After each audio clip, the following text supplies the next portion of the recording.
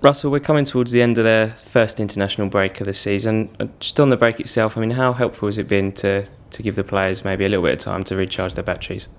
Well, firstly, we've not had much of a break really. The players have just had the Saturday and the Sunday off. So it's just unusual really to miss that Saturday game, but we've had 4 weeks, so 4 weeks training last week and again this week. But in terms of those players that had niggly injuries, etc., I think was good for them to get over those. We've still got an issue with Johnny Jackson, but one or two of the others have now returned to training, which is good news for us all. 5 games into the season, 8 points on the board. I mean, how would you assess the opening month or so of the season? And I don't want to really assess it until we've played probably 12 games. We'll have a look after 12 games. I think that gives you a real indication, because that's kind of like, the first 25% of the season done. And the league table also, I think, after that settles down a little bit. But at the minute now, I think everybody's jostling for a place and see where they're at the minute. And I still think you'll get, 1 or 2 unusual results in the short term. As each league game has been played, there's been sort of almost a noticeable improvement in our performance as each one has gone. I mean, what changes have you noticed sort of within the squad? Yeah, I think that's important that we continue to improve.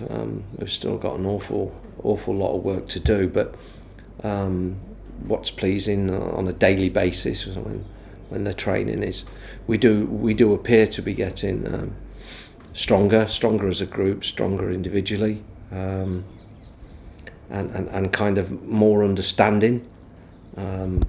Partnerships are beginning to blossom a little bit more. But as I say, it's a process, it's early days, and the signs are promising, but nothing to get carried away about with at this stage, that's for sure.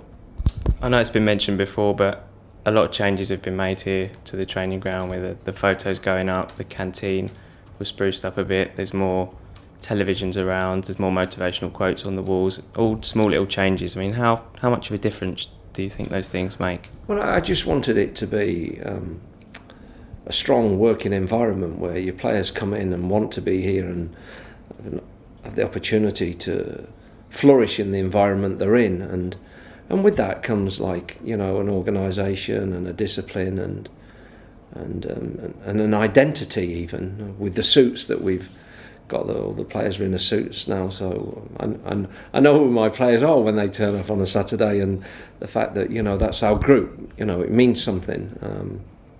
And I think that's important, that that mental strength between the group grows, and quickly there's become an appreciation of each other's ability and what they can bring to the table, and that's important as well, because recognising people's strengths is massive.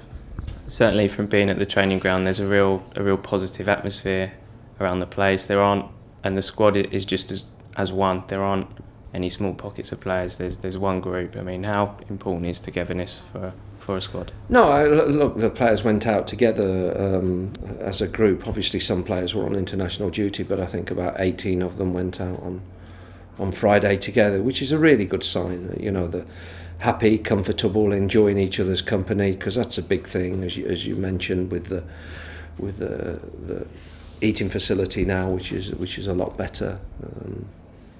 It's more a restaurant than a canteen, as you called it, but it's nice now. It's a good place to be, and that's what you want to encourage, because at the end of the day, you want to take excuses away from players and for them to fully focus on their football, on each other, and collectively try to build a group strong enough to be successful. I mean, the signs are good in training. Even in the warm up, I was looking at the warm up with Carl today, and really closely, and he's doing some little drills, over short distances, but the application and dedication to ensure they were doing it was absolutely first class, and that's what I want. I want them every time they walk out on the training ground to be the very best version of themselves every day, and that's going to, one, give them an opportunity to play if they're going to do that, and giving themselves an opportunity to improve and get better. As well as working hard on the training ground, there's lots of laughing and joking, lots of smiling, which is just as important. Yeah, no. As I touched on earlier, to enjoy each other's company and to have that rapport with each other is important. And as you well know, if people are enjoying life together and they're getting on, they enjoy the work more. Then they're more likely to put it in for each other. Or if a mistake's made, maybe somebody will go that extra inch to cover up that mistake that was made, and that's important, because football is about inches at times. It's a very, very fine line. Life's also about inches. So to breed a culture of togetherness like that is, I think, very important. And that's certainly been translated on the pitch, isn't it? I mean, aside from the first week of the season, the 2 games we've had the lead in, we've won.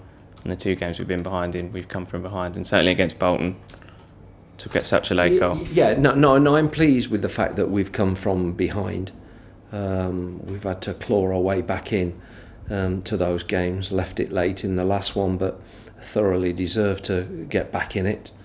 I think they're good signs, because when all's not well at a football club, it's not very often that you come from behind, because you've not got that will almost and you're not prepared to make that sacrifice to drag yourself up and battle for something.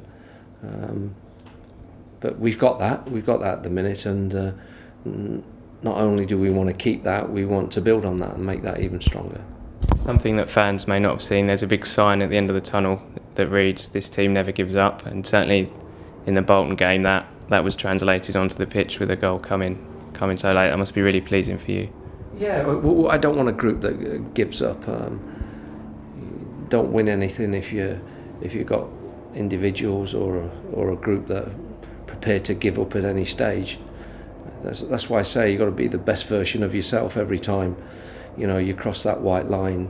And I think that's what fans want to see. I think they want to see a group that fighting passionately for the team, and even in defeat are throwing everything they possibly can at it, and to get a positive result for the club. That's what it's about. That's what people want to see. That's what I want to see, and that's what we want the players to deliver. And as I say, it's only early signs. You can't draw conclusions comfortably after 5 games. It takes time, and obviously the curve at the minute is progressive, and that's what we want to see. And just finally, you touched on it a few minutes ago, the players now for every home game arrive in suits. I mean, what was the thinking behind that? I know it's something you wanted to implement. Again, that identity, being together as one, is what we are. It's that. Some people may say it's that discipline and all looking together. I think at home games, I think it's the right thing to do. And I don't see the problem. The players are enjoying wearing them anyway, so I don't see the issue there. I just think it's just another small step.